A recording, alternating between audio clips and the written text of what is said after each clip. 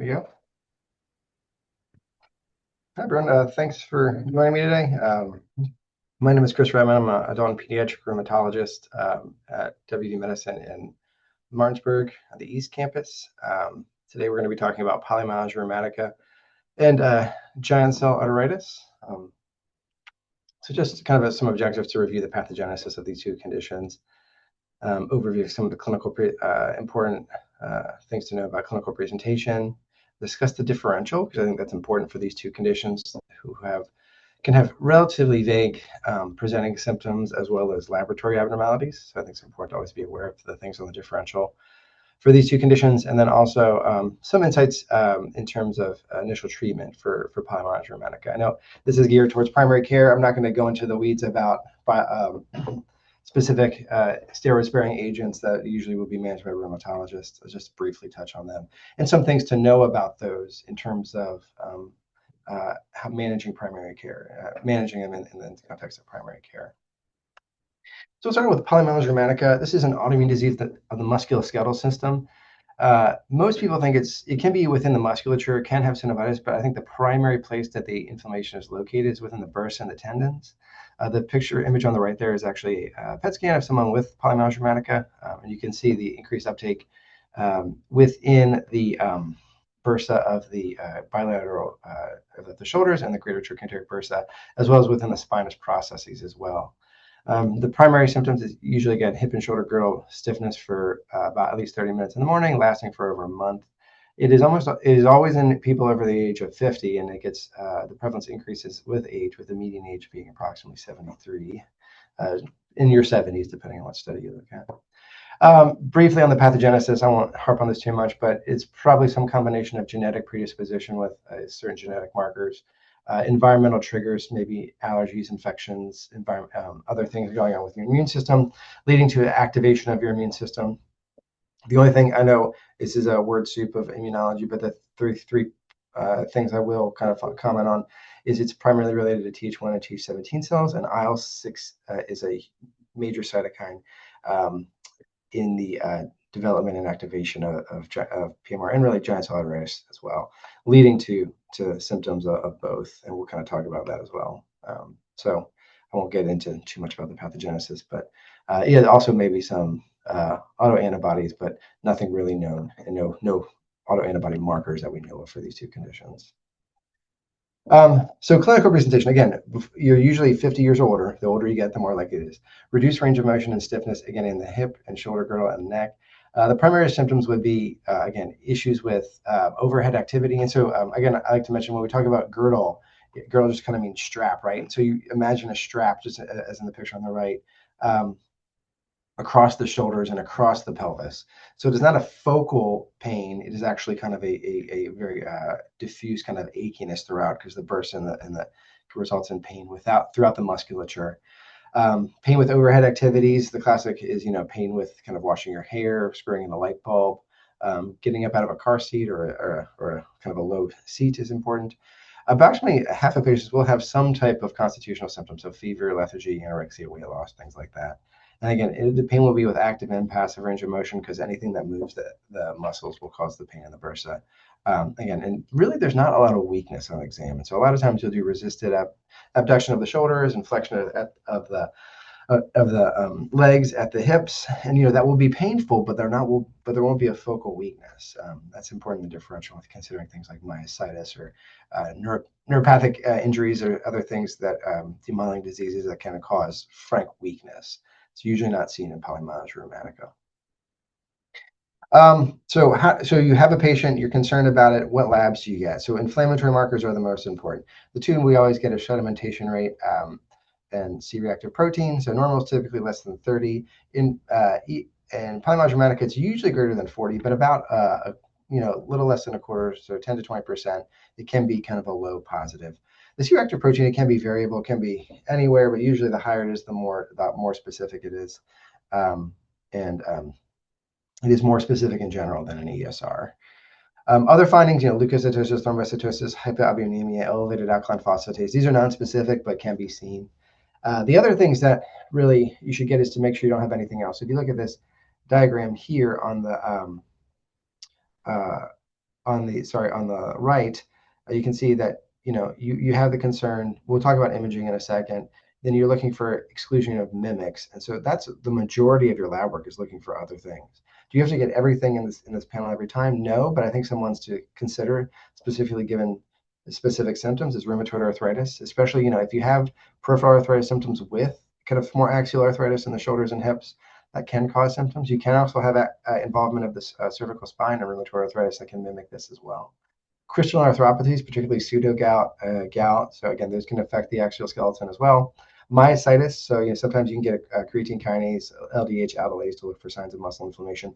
They typically should be normal or very minimally elevated in patients with PMR and will be more significantly elevated in people without. And if not, if those muscle enzymes are elevated, you can get myositis-specific antibodies, but usually you just probably refer to the rheumatologist at that point. And the big thing for the myositis is they will have frank weakness. And actually, the myalgias are less. It's more the weakness in people with myositis. And so that's a good way to diagnose, to differentiate both clinically and based on laboratory evaluation. And we'll get into the giant cell arrays in a second too. Imaging. So not people do imaging is really to discriminate from other diagnoses. Scintigraphy used to be a very common thing, but because you can see increased tracer uptake in the shoulders, but it's really poor resolution, hard to get nowadays, and so it's really not using that common. Ultrasound and MRI are sometimes used. These are the most common. They're more sensitive. You usually see bursitis in the shoulders, the biceps tendons, the trochanteric bursa, and then in the intraspinatus bursa, bursitis on MRI. The images on the right here, you'll see that this is actually kind of a transverse view of the biceps tendon, with this black being the edema or swelling. And then you can see here, again, the edema or swelling within the subdeltoid bursa here as well in patients with polymyalgia rheumatica. You can do a PET like I showed in that initial study. Most of the time, that's to evaluate for other things like giant cell arrays. Again, we'll get into in a second. But you'll see increased uptake in the shoulders, hips, and spine, again, like that initial image that I showed. Yeah, that I've never gotten that approved for polymyalgia rheumatica, but it would show abnormalities for sure. Diagnosis. Here we go. So this is the important part, right? So there's no official diagnostic criteria for polymyalgia rheumatica. It's really just those clinical symptoms, and the most important thing is to rule out the alternative diagnoses. The classification criteria on the right are sometimes used as a framework, and these are classification criteria created by the European and American Rheumatology associations, really for research purposes. So you're studying people with polymyalgia rheumatica. These are the criteria you use. There are two subsets. There's one with and without ultrasonography. The majority of providers in the United States don't use ultrasound to evaluate PMR. Very kind of rarely used, and it's much more commonly adapted in Europe. So I think that's why you have the two groups. Some do in the United States, but not commonly. So really, again, it's just the morning stiffness, the hip pain or limited range of motion, absence of any antibodies associated with rheumatoid arthritis, and absence of other joint involvement. So if you have greater, and then you get points for bursitis, as well as points for in the tendons, as well as some tenosynovitis in the trochanteric bursa, as well as goniohumeral bursa. And if it's one or bilateral, you get more points. And so, if you see greater than four or more points without ultrasound, usually is what's used to include people for research purposes for polymyalgia rheumatica, 5 or more with ultrasound. But you can see here, you can see the sensitivity and specificity isn't great. The specificity is pretty good, but it's not really good at ruling it out. And so it is a tricky diagnosis to make. So really, the most important thing is to make sure it's nothing else. And we'll talk about how to do that in a second. And then when does my kind of flag get raised in my head about, okay, maybe this isn't polymyalgia rheumatica. If they don't respond to steroids, they should respond exquisitely to steroids. Your patients with polymyalgia rheumatica, if you give them one dose of steroids, usually 1 to 2 days, they feel back to normal and they feel amazing. So they're very, very appreciative of the response. If they're not doing that, then maybe think of another diagnosis. If it requires higher doses of steroids, more than 25 milligrams at a time of prednisone, that is a lot of steroids to not have control of this bursitis. So that would be unusual. Recurrent flares are common, but if you keep having flare after flare and then you keep pushing it, maybe it's time to think of something else. And any new symptoms, again, peripheral arthritis, more B symptoms, lymphadenopathy, new rashes. It kind of has to be you need kind of constantly reevaluate. The way I was taught is you say you're confident in your diagnosis of polymyalgia rheumatica when the patient presents with hip and shoulder girdle stiffness, exquisite response to steroids. You do all the labs, nothing else shows up. You taper them off the steroids, and they feel better. Then you're confident in your diagnosis. Before that, it is a working diagnosis that needs reevaluation with any changes. So. And so other things, so this is the common thing. So osteoarthritis, very common. If they have unilateral pain, if they have not as much morning stiffness, but pain worse with activity, focal stiffness, osteoarthritis of the shoulder and spine could definitely be causing it. So a lot of times I get x-rays to evaluate for that. Rotator cuff tendinopathy at MRI, sometimes, again, if it's a focal tenderness, if their exam is positive for some type of pain or limited range of motion or weakness in the muscles of the rotator cuff. Adhesive capsulitis, again, that'll usually be more limited range of motions in multiple planes, usually in one shoulder or the other. Elderly onset rheumatoid arthritis which is an arthritis that happens in elderly individuals, usually can have some shoulder and hip involvement. About 25% of patients, though, with PMR will also have synovitis, so it's tough to differentiate. One of the differentiating factors is, are there erosions on X-ray? If there are erosions on X-ray, it's probably not polymyalgia rheumatica. Excuse me. Late onset seronegative rheumatoid arthritis. So again, that'll be pain in your SI joints. So if they have HLA-B27 positivity, if you have ankylosis on X-rays, or if they have any signs of uveitis, that would be atypical for polymyalgia rheumatica. So calcium pyrophosphate disease, so it's pseudo gout, things like that. Possibly by birefringent crystals, if they have some type of synovial fluid, chondrocalcinosis on X-rays, things like that. Myositis, again, frank weakness, elevated muscle enzymes, weakness more than pain. Other things, fibromyalgia, adrenal insufficiency, hypothyroidism. Malignancy is a big one. So if they have any B symptoms, you got to make sure they're up to date on their cancer screening. If they have any focal lymphadenopathy, needs to be aggressively evaluated. And neurologic disorders, demyelinating diseases, Parkinson's disease, things like that. And there's kind of a more, extensive evaluation or a list of things on the differential on the right there. And so you're confident in your diagnosis. How do you start treatment? So low dose steroids, somewhere between 12 to 25 milligrams. I usually use about 15 to 20 if they're severe. You want it, and then how do you taper that? It's very individualized, but usually you want to get to about 10 milligrams per day by 4 to 8 weeks. More severe symptoms, I'll go a bit slower, but usually I try to do it closer to the 4 weeks.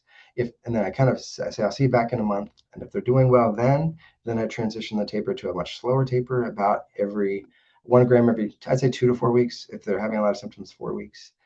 Daily dosing is usually recommended over split dosing. It seems to be more effective.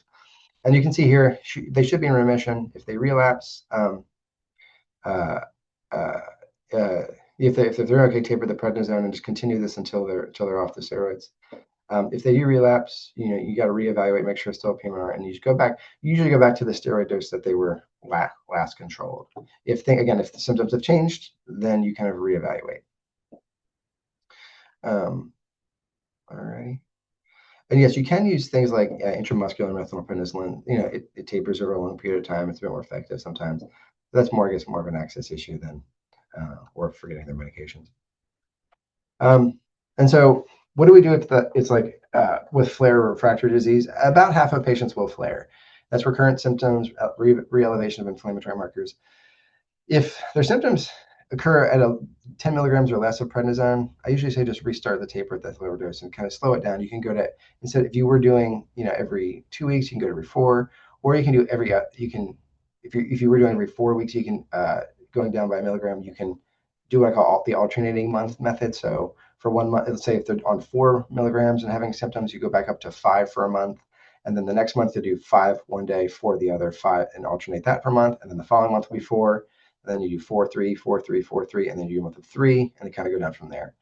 It can be a bit confusing, so especially with some of these patients with so many medications. So a lot of times I just extend the length of time they're on each dose of prednisone. If it's greater than 10 milligrams and it becomes a persistent issue, even if it's greater than 10 milligrams, a lot of times I'll try again once. But if it's more than that and there's nothing else and it looks like polymyalgia rheumatica, you're pretty confident, you got an ultrasound and they have the bursitis that's consistent with it, then if they're not already seeing a rheumatologist, they probably should, because sometimes you have to consider DMARD therapy, methotrexate, leflunomide. all these other IL-6 inhibitors. Again, IL-6 is very important for the pathogenesis of this condition.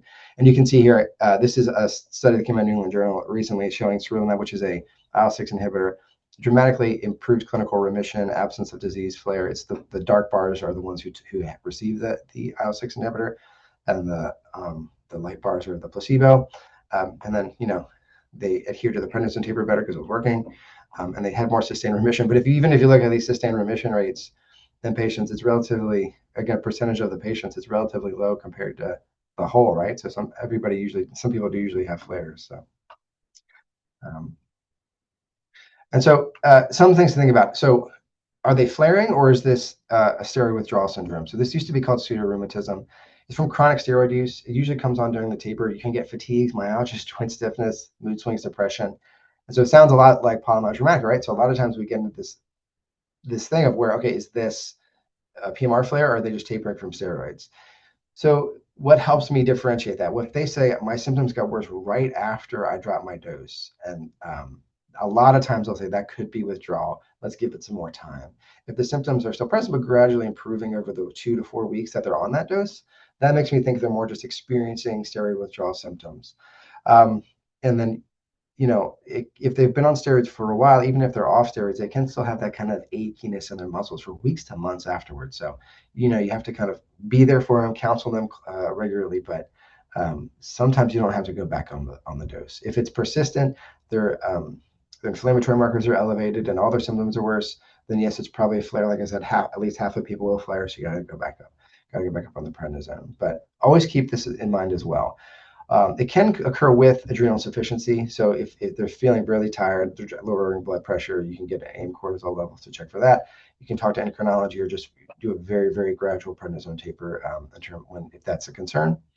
Also, again, osteoarthritis will feel better on prednisone. We're not prescribing this to treat it, but it will feel better, and then it will recur once the prednisone's tapered. So if focal pains occur in their hips, their knees, their shoulders, concurrent with osteoarthritis and consistent with it, that may be something else to address, and just kind of counsel them on that. I know you're feeling worse. We can do some things for your osteoarthritis, but maybe this isn't a PMR flare. If you're confident that it's not a PMR flare, you just continue the taper and going to be there to support them, help them with the other pains and difficulties that they have. But these are not indicated in absence of signs of a PMR flare. These are not indications to go back up on the steroids. Maybe reduce or slow the taper, but not escalate therapy. Something else to be considered. So this is something that's relatively rare, but can be seen with PMR. It's called RS3PE because it's got the longest name in a condition I treat.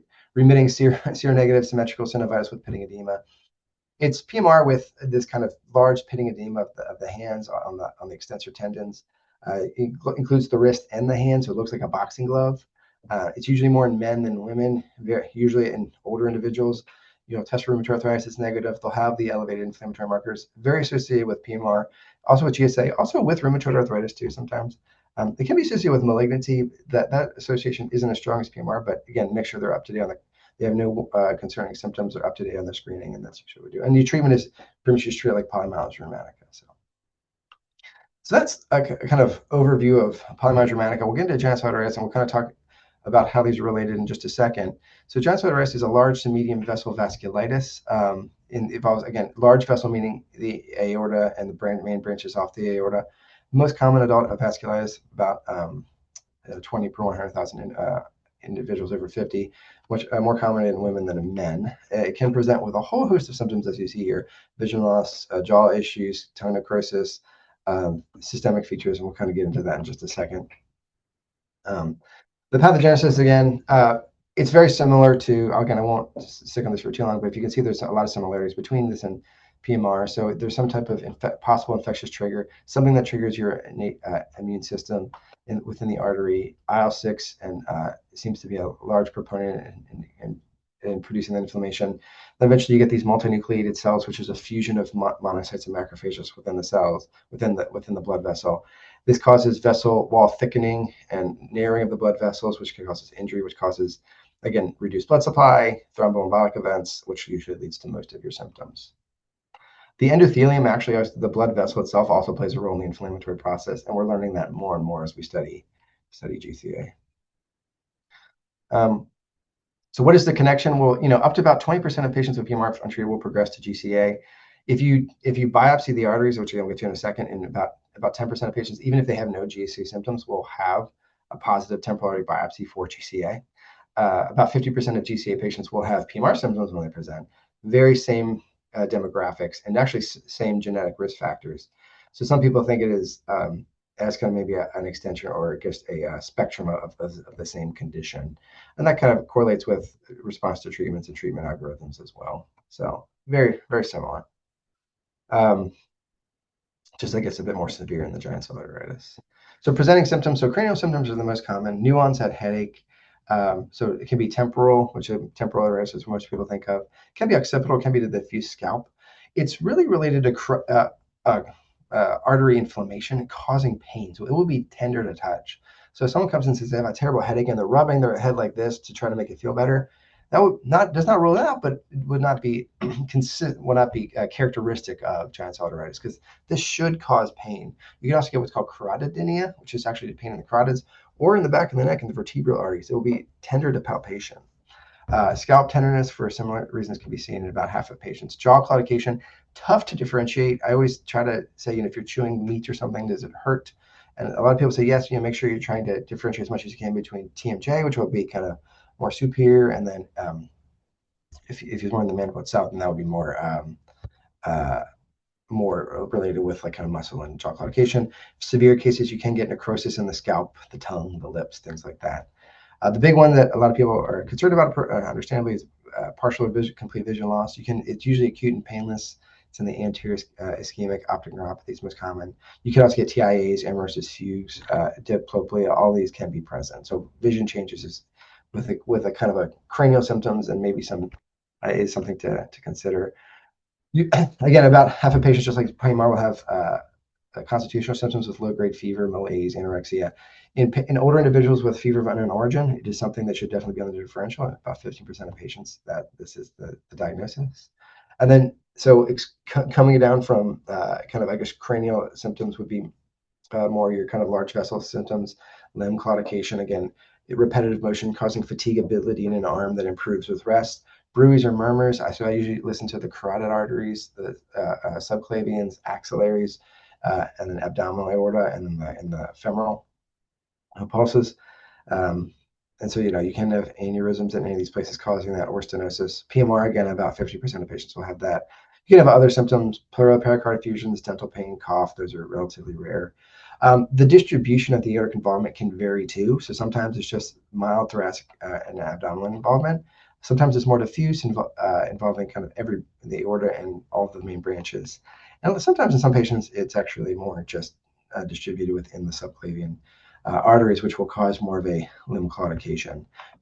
Just a side note, you can get something if it's in the left artery called a subclavian steal syndrome, where use of the left arm will actually steal blood, and you'll have retrograde flow through the vertebral arteries, and that can actually cause fainting or dizziness. So I've seen patients where they say, yeah, if I flatten my left arm, I pass out.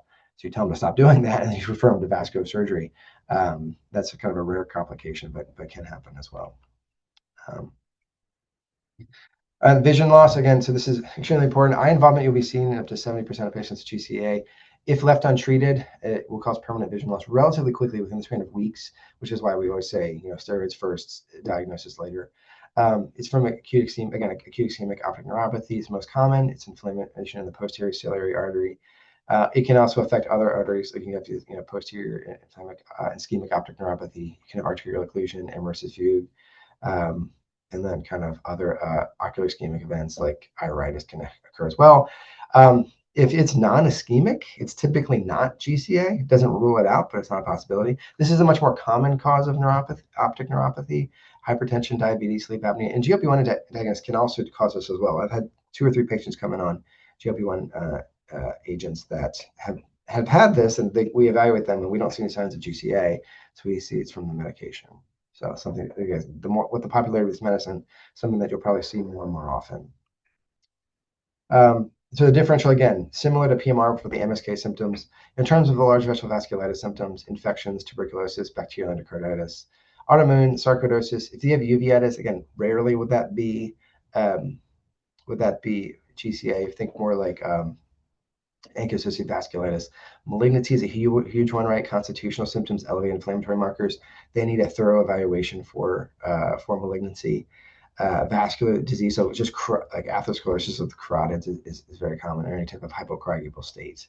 Here's kind of a glaucoma again, thromboembolic disease. So a kind of more definitive list on the right there. Neurologic conditions, trigeminal neuralgia, TMJ as well. So if it's more just kind of jaw symptoms as well. That can also cause temporal pain as well from referred pain. So evaluation labs, again, inflammatory markers similar to PMR, ESR will be significantly elevated, CRP is better, but both of them are normally only less than like 4% of patients. I would really need a biopsy-proven diagnosis to say, okay, that's what it is. It usually improves rapidly with treatment. So you can see here, these are patients with PMR, their CRP levels, and usually within 5 days or so, they're kind of within that normal range of inflammatory markers. Other things, again, elevated fibrinogen, low albumin, thrombocytosis, anemia, elevated alkali can all be seen too. But usually, again, there's no autoimmune antibody associated with this, so nothing like rheumatoid factor ANA or anything like that. So those usually got ordered just to eliminate alternative diagnoses. Imaging, so ultrasound. So this is something that's done commonly in Europe, not as much in the US. And so you'll get what's called this halo sign. So if you look at the transverse on the view of the temporal artery, you'll see that you have this kind of black darkness around the blood flow. That's actually edema within the blood vessel. That is very sensitive and specific for GCA. It's very technician dependent, though. We're not trained in the United States to do this as rheumatologists. They're working on that, but it's not kind of there yet. So in Europe, this is much more commonly used. I would probably say in my clinic, if I have a concern for GCA in a patient, I will do this and I will document it, upload the picture to the chart. But I'm not confident enough to leave the entire diagnosis just based on that alone. CT and MRI better for kind of, that's just in your temporal artery. So if it's involving the large vessels too, you really can't see any of that, which is why we do CT and MRI. MRI is probably the most commonly used because you can see vessel edema. But if you're looking for stenosis, sometimes CTs are good as well. And if they can't get an MRI for some reason, a CTA of the chest and abdomen will be appropriate. PET scans again are great. So you can see on the right here, this is a PET scan. Anywhere where you have the brighter signals, where you have increased uptake of the glucose, usually meaning increased inflammation. The brain lights up just because it's using a lot of glucose. The kidneys and the bladder do just because it's filtering out the tracer. But in these areas here and here, and within the aorta and kind of the branches here, the iliacs, the femoral arteries, you can see this increased uptake consistent with GCA. You can actually grade the amount of intensity, and you can actually sometimes, in some studies have shown that you can actually predict flare in people with stable disease or remission by just doing serial PET scans and see, okay, well, the PET scan sometimes will be active before the actual flare occurs. So good, difficult to get practically or logistically in terms of getting insurance approval, but if you really need to know if they have active disease, that would be a good study to get. But again, the gold standard would be a temporal artery biopsy. Usually, the current recommendations are just unilateral biopsy is sufficient. You want more than a centimeter because it is patchy inflammation throughout the temporal artery. Usually, want to get it within 2 weeks of treatment, and usually you'll see transmural inflammation seen with these kind of purple dots representing lymphocytes and macrophages. You'll see these giant cells, again, the multinucleated monocytes and macrophages throughout as well. You'll have thickening of the internal elastic lamina, and then mural thickening of the temporal artery as well, and then nucleated cells. So the lumen of this vessel should be about this big, if you can see my cursor. So usually probably about 5 to 10 times as big as it is. It's really just that small opening in the middle, which is why you get veno-occlusive and thromboembolic symptoms with GCA. So how do you diagnose this? Again, no diagnostic criteria. It's really just based on your evaluation. But we do have classification criteria. Again, absolute requirements over the age of 50 or 50 or older. You really need, and this is classification for research, but we kind of use it as a guideline is because these are symptoms that are more suggestive of GCA. Some non-specific symptoms, so scalp tenderness, temporal headache, jaw claudication, sudden vision loss, get you a lot of points. You need 6 points in this to be classified as GCA. Positive temporal artery biopsy gets you 5. So any symptom plus a temporal artery biopsy, you have your diagnosis. But again, other things would be significant elevation inflammatory markers. PET scan is in there as well, just because of the significance. axillary artery involvement, because not very few other things cause axillary, I guess, inflammation of the axillary arteries. So, um, and so how do we treat it? So if they have any, so this is the ACR recommendations that you can kind of look at this, but that kind of long and short of it is ischemic or vision loss. So if someone comes in with a temporal headache, elevated ESR, and temporary or current loss of vision, it is high dose IV steroids, 500 to 1,000 milligrams of IV methylpenicillin for 3 days. Um, and then if there's no ischemic changes, it's more just a headache with elevated ESR and maybe PMR symptoms. You can start with high dose steroids, which is usually 1 milligram per kilogram per day, some maxing around 60 to 80 milligrams. I usually stay with 60 probably. You want to taper to 20 milligrams by 2 to 3 months. So it's a much more gradual taper, and then less than 5 milligrams by a year. You can accelerate this taper. And that would, if you're with concurrent use of an anti-DMARD or something like methotrexate or tocilizumab, things we'll get into. But again, once they're kind of at that stage, that would probably be managed by the rheumatologist. So I guess for the primary care, usually I would say is ischemic changes, IV high dose, send them to the emergency room, call your emergency room, say, I'm concerned about GCA, I want this patient to get high dose prednisone or high dose methylpenicillin. No ischemic changes, you can start out with a high dose oral steroid. And then I would probably send with the rheumatologist, and kind of they can handle it from there. And just briefly, so again, I've mentioned several times that IL-6 is an important cytokine or pro-inflammatory cytokine that's important for these cells. It'll cause activates these kind of TH1, TH17. They're important for activation and pathogenesis of GCA and PMR. And you can see here, this is an old study that showed, when it was elevated in patients with GCA, improved with treatment, it got worse with flare. So it correlates with disease activity and risk of disease flare. Why is that important? Well, because about 2017, this large study came out showing that tocilizumab, an IL-6 receptor antibody, significantly reduced the amount of flare in people with GCA. So the purple and the blue, the blue and the yellow are patients on prednisone with placebo, and you can see the ones in the green and the purple are people who got Actemra tocilizumab, once a week in the green or once every 2 weeks in the purple. And you can see there's about you go from about a 50% flare rate to about or 50% disease-free flare at 1 year to about 80% of people being without flare and off steroids by 1 year. So this is kind of now the standard of care. And so, so most patients you start them on the prednisone, you send them to the rheumatologist, they'll probably be started on something like tocilizumab. And so then they get back to you for their primary care. What should you be worried about? So neutropenia, thrombocytopenia are big ones. Transaminitis as well. If you start seeing that on routine blood work, let the rheumatologist know. Sometimes they have to hold the medication. Increased risk of GI perforation. So if someone develops an acute diverticulitis, concern for small bowel obstruction, anything like that, you should hold the tocilizumab. Infections as well. If someone comes in with a pneumonia, UTI, skin abscess, requires antibiotics, a lot of time you can reach out to the rheumatologist, but a lot of times they'll say, hold the Actemra until the infection has been cleared. So things like that, and sometimes you'll hold for 2 to 3 weeks before and after a perioperative period, depending on the surgery.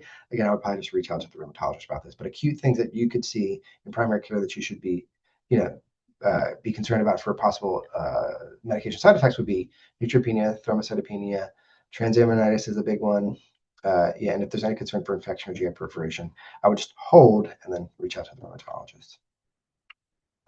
This is another one. This is a pill called upadacitinib, Rinvoq. You'll see commercials for this all the time. This is another one that it blocks an intracellular pathway called JAK1, kinase called JAK1. Again, similar study, similar results. You can see that people on this again had about a 70-ish% probability of no disease flare at 1 year, compared to about people on placebo about the same, about 45%. So you have an improvement there. It reduces your steroid burden as well. Same kind of side effects: infection, arthralgia, hypertension. One thing you should be aware of, if you look at the risk factors for this medication, your patients may come to say, I'm taking this medicine, I looked it up, and it says I'm going to have a heart attack or stroke. It increases my risk. They saw that in studies with rheumatoid arthritis, but not really with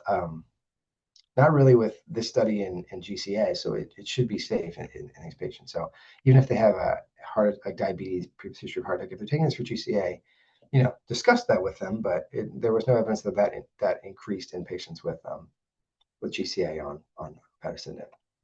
So that's in general. So the polymyalgia and Johnson arthritis, we think of this as a spectrum of autoinflammatory conditions seen in individuals 50 years or older, associated with inflammation of the muscles, bursa, joints, and blood vessels. Lab findings are not very specific. Symptoms overlap with a variety of diagnoses. So these are common things, but harder to diagnose than some because you don't really have as many laboratory findings, really, or a lot of image findings that are very specific for these. But it's important to promptly diagnose this and treat because it can prevent permanent disability, vision loss, claudication. And the use of steroid spray agents is used a lot of times, especially in GCA, um, but to reduce the side effects. But there are things to be aware about, like we talked about, and you should consult with your patients. So I will say most times, most people will give steroids to patients for these conditions who don't have them. Right? That's going to happen when something's just not specific. I think that tight follow-up and that constant reevaluation is the thing that really differentiates someone who just gets, instead of gets 4 months of steroids for nothing, or someone who gets appropriate treatment and really needs it. So I completely understand this is something that's very difficult for primary care because you see a lot of it. But hopefully this was helpful. I'd be happy to take any questions.